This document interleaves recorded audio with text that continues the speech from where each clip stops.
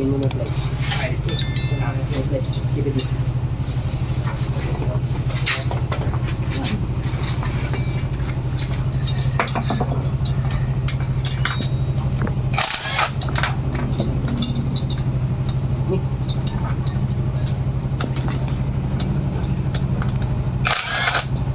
Kasitin to eh, oh. Oo. Mahirap itanggalin. Yung thread lock niya, no?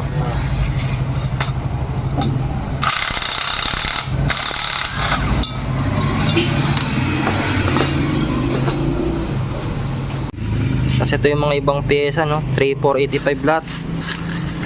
Rim 1.4, 1.6, 11. Washer 25. Spokes 450, 70, 80, tsaka 80, 80. 430, 450. Tube 100, butterfly 280. Ah, bagong ano.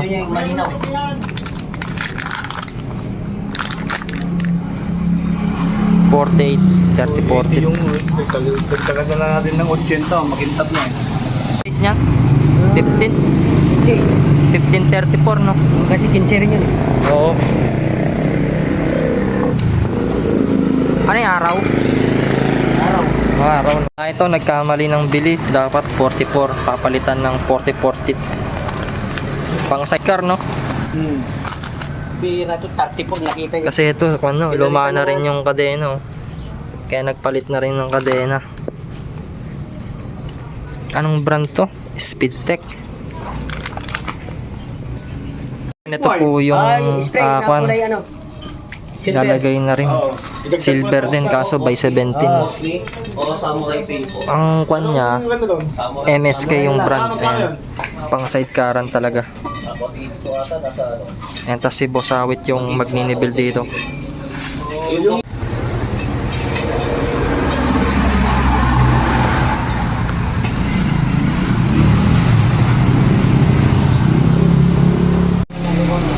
Saan?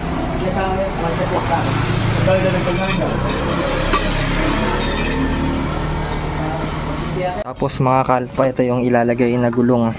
Ito yung sa harap, 7080. Anong brand to? Ayan, Leo Tire Laser. Ganito yung spikes nyo, tsaka yung lapad. Hindi yan nabutan yung binenta ni Kimpoy na quick. Tapos 8080 sa likod. Ayan. Ganito naman yung lapad niya. Leo Tire Laser din.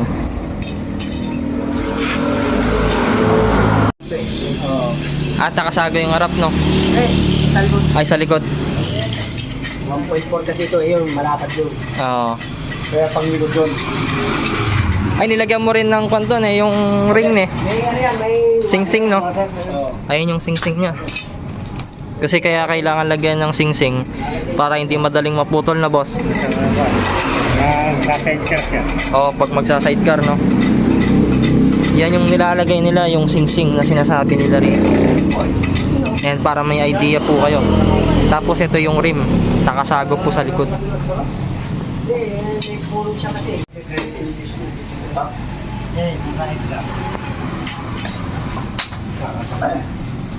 Punta ako ng bundok eh.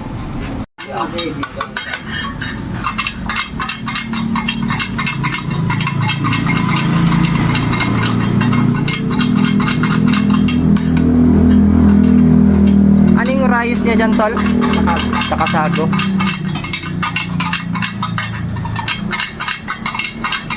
Ano na kasi yung isang brand, yung madaling mga lawang? Yung one. Oo, yung parang dati.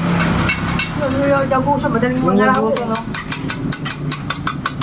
Kaya papalitan ko rin yung sa akin yung ganyan.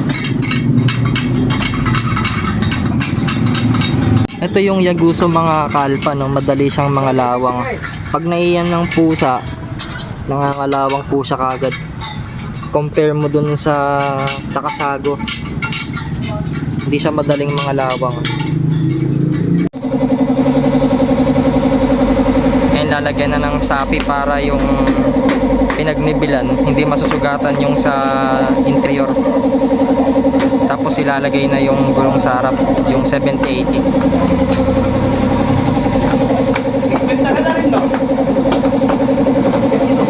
Tignan natin kung maganda yung tayo niya mamaya, no? Para may idea po kayo pag magpapalit kayo ng rim set dito na by 17. Yung interior pala, size 2.25 po siya. Ito yung brand. Ano to? Huawei. Huawei. Kala ko Huawei. Huawei pala.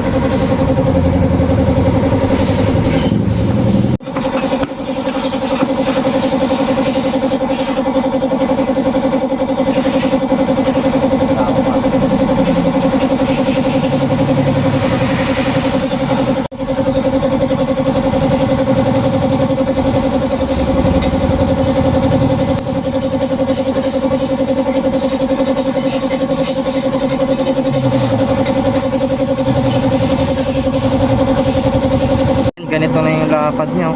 Gwapo, no? Ganda.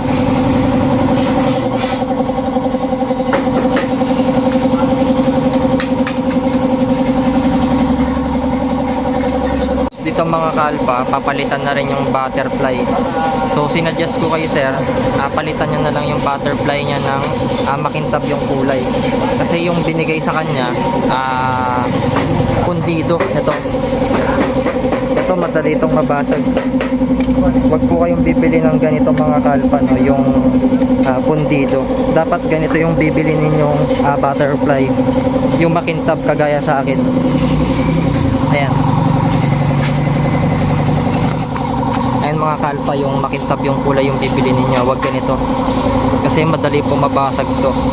Compare dito, no? Pagka dito kayo nagpagawa, mabilis lang kasi dalawa yung gumagawa rito. Dalawa silang nagminibuild tsaka nag-aayos. Ayun, kinakalag na rin yung mga tornilyo dito sa speedometer. Kasi buo to, yung bracket niya tatanggalin yan. Pinagkan ng anak ko eh. Gagamit kayo ng by 17 na socket wrench. And para matanggal yung bolts dun.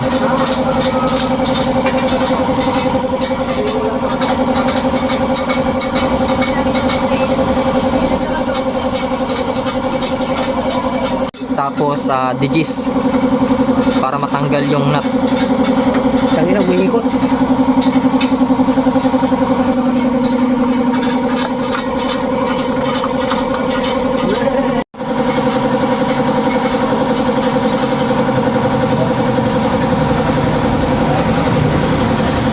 Ito pa yung mga binili, no? Ayan, check natin. Wala kami. Okay, so ito po siya makintab. Ito yung makintab, no? Kasi ito Gawa. Ito yung makintab. Mas maganda po ito. Ayan. Tapos mali yung nabili kanina. Bale MSK na sprocket 428 na 4040. Kahit lang talaga pinagtag mo. Ayan. Mga kalpa, natanggal na yung mga bolts dito, no? Ayan. Kailangan may kaalalay po kayo pag nagtatanggal kayo ng butterfly dito kasi baka magasgasan yung handlebar dito sa tangke. Ayan, maglagay na rin kayo ng tela rito or damit. 325. Dito mga kalpa, no, yung lahat-lahat na gastos ni boss. 4,085. Bali, ano na lang. 4,085 lahat-lahat na po kasama na yung labor, mga pyesa, tsaka kasama na po yung tabas dito, no? Tapos magpapapintura pa si boss ng acrylic. Ayan, so dito natanggal na rin yung stock na butterfly. Yung makintab na po yung ilalagay dito mga kalpa, no? Ayan, tinataas na yung telescopic dito. So magdo-lowered na.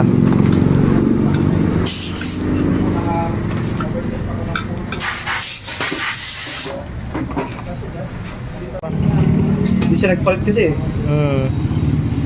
Tsaka original po kasi yan eh. Na ano kasing tawag dyan? Anong brand dyan?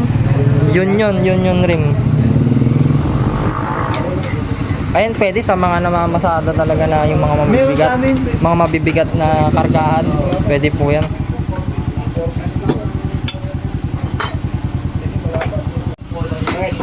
So dito ilalagay na rin yung makintab na butterfly lowering Ilan from. naman yung nabawas natin dyan?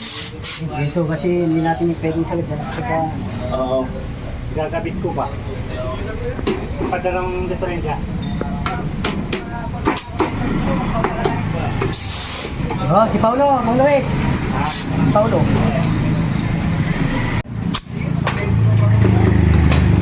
Pagkatapos siyempre pag kinabit yung sidecar, doon na rin sila magbabase pag kinagay nila. Yung cast niya. Yung sa akin na Gamit dito ng socket wrench na size 30 para maigpitan.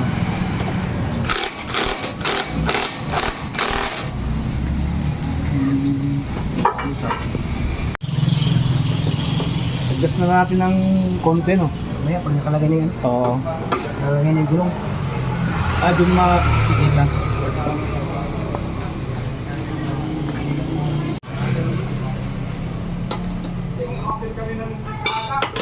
Hindi niya ka-size pare yung yung tinanggal mo, hindi niya ka-size. And dito kinakabit na rin yung sprocket na size 44.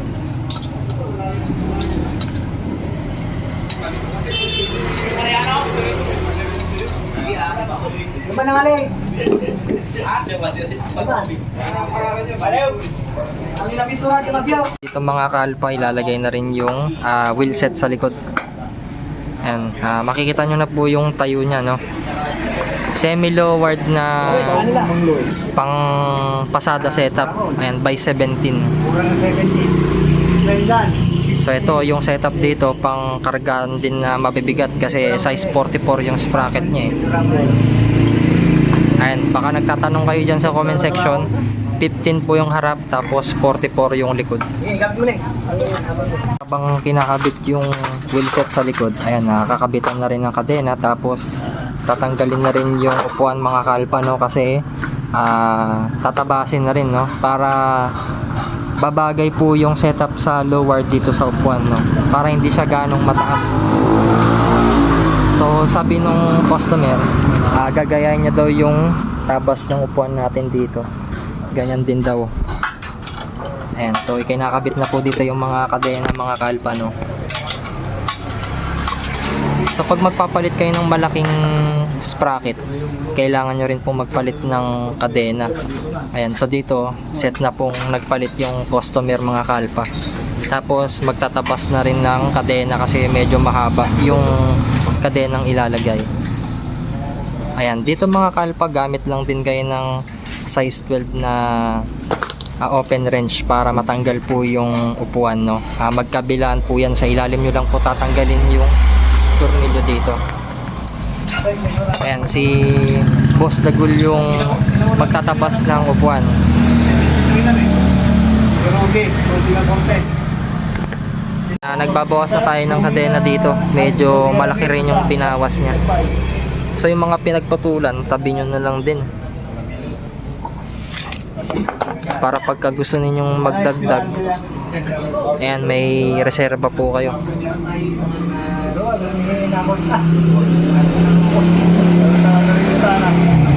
Bali naka double lock na rin po siya. Nagtaltal na lang.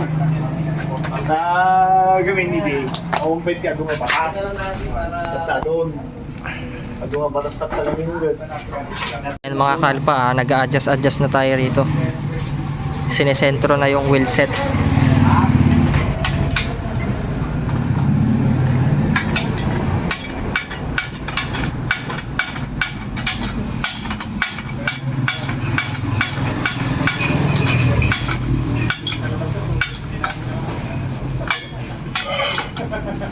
Ginabutan ni Jenila kay Elias nga Cortez. Si Dawson. Nga. Hapon ko aja. Libitsipasyon. Ayan, dapat po ganyan po yung play ng drive chain ninyo. Sama mo gawin natin talong na. Hindi siya gaanong maluwag para hindi mapagpag yung kadena. Tapos ilalagay na rin yung cover dito sa chain nya. Wala aja.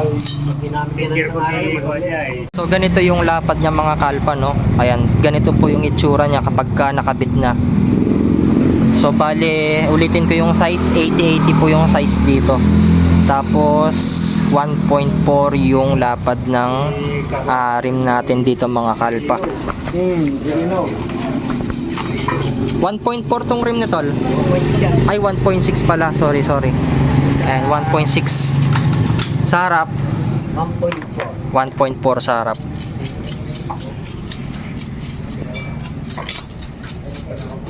Mga kalpa, no, ilalagay na rin yung wheelset dito sa harap. So yan, ang ganda na ng tayo niya mga kalpa. Parang stock lang din, no, Atol? Akala nung iba nagpalit lang ng gulong, pero buo na po yan mga kalpa, no, by 17. Gwapo ng tayo. Oh, malapad din yung gulong niya kasi lumapad siya sa rim eh.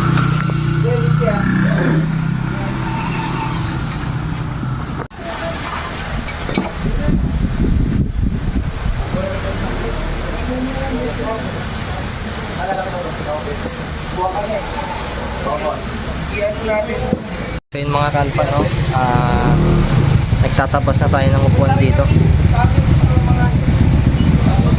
para bumagay yung tayo ng wheelset sa upuan.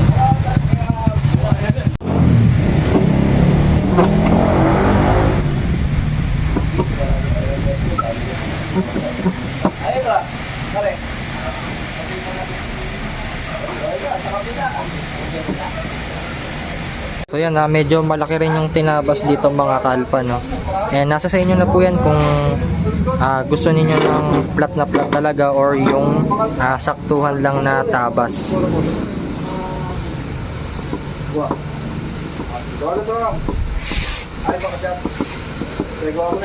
Tapos ito, yung DIY na pangkayod, yung lata, tapos binutas lang ng pako, no.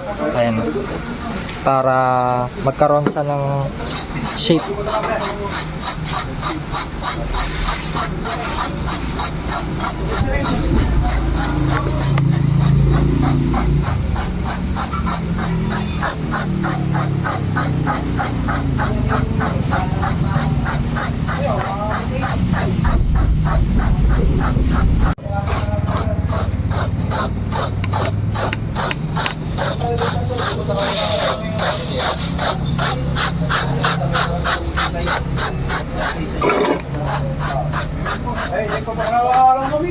So dito naman sa passenger seat yung kakayudan. So ito, kung okay na po sa inyo yan, ganyan na po yung magiging tayo, no. Tapos gagrinder rin pa yan, boss? Hindi na. Walang bala, no, yung pangkinis na yun. Ayan, kung may grinder po kayo yung bala na makinis, pwede nyo pa pong pakinisin to para yung finishing niya maganda. Pero ito, hindi na natin siya gagamitan kasi nga walang bala. Hindi rin kasi basta gamit ng ganun. Pag nasobrahan mo, lalim. Malalim, no?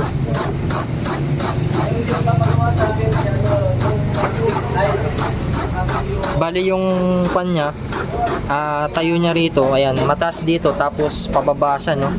Ayan, parang may wave siya. And then dito sa driver seat, medyo malalim siya, tapos talagang pababa siya.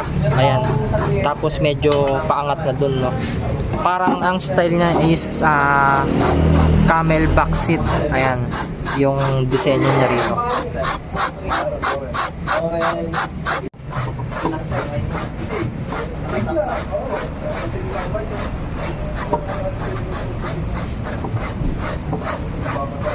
Mga kalpa, no, nakabit na yung buong wheelset, tapos na lowered na rin yung harap, no.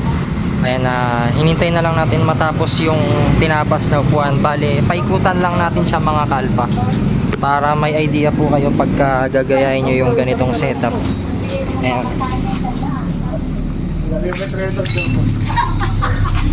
Ayan, pag side view mga kalpa, ganito yung itsura nya. Medyo lumapat lang yung spacing dito, kaya yung iba binubutas po itong tapalodo, no, para bumaba siya rito. Parang yung sa akin na binutasan natin nun para bumaba siya.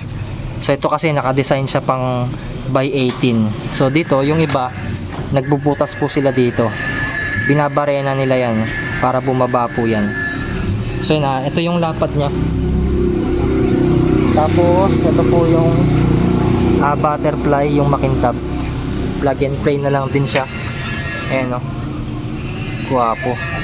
Tsaka ang isang suggestion ko dito mga kalpa, no, maglagay na lang po kayo ng pampatigas dito na bushing. Kasi ito, nagbaba kayo rito, pag may mga biglaang saldak, tatama po itong susiyan nyo dito. Ito, yung tapaludo nyo rito, makukupi siya.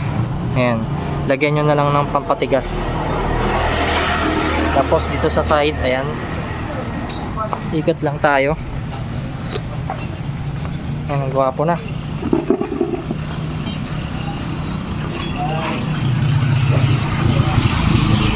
Mga kalpa, no, ilalagay na rin yung natabasan na upuan dito. Ayan, ang gwapo. Angas, oh. Sige nga, boss, sakay ka nga, boss. Ha? Para ma-check mo. Ay, kita ba? Kaya, Gwapo. parang kailan lang inupon ah. Yan o, sakto review ko na lang. Gumanda yung tayo niya, no?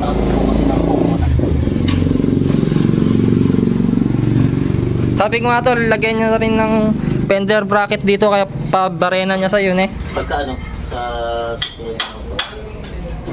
Para bababa siya, no? may lower pa. O, may lowered pa siya para bumagay. Ganda ng tayo.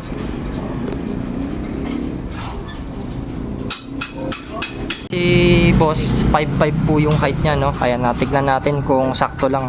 Okay lang yun. Okay lang, no? Ayan, layo tayo. Paninibago. Ayan yung may-ari mga kalpa. Okay lang. 5'5" po siya, yung height niya. Ito, pwedeng... Ayan, naikutan natin. Okay lang muna, bilan yan? Okay na po kayo sa ganyan Okay, tayo. okay lang, okay lang. Ayan, ganyan yung tayo niya mga kalpa pagka magdadrive po kayo. Ayan si sir, shoutout sa kanya. Sa kalpa natin. Tama lang. Maganda yung ugat dito eh.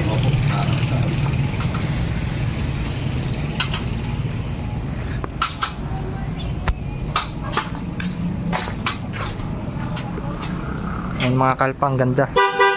So ayan, dito na nga po magtatapos yung video vlog natin, no, sa setup ng wheelset tsaka tapas ng upuan. Okay pa lang. Ayan, pagka gusto ninyong mag semi lowered mga kalpa, no, kung gusto niyo, ilalagay ko na lang po yung link dyan sa baba, no, kapag gusto ninyong umorder sa Shopee, para rekta na lang po kayo dyan pagka click ninyo. At dito na nga po magtatapos yung video vlog natin sa Honda TMX 125 Alpha, semi lowered setup pang pasada. 5'5" yung height ni sir, sakto lang din sa kanya.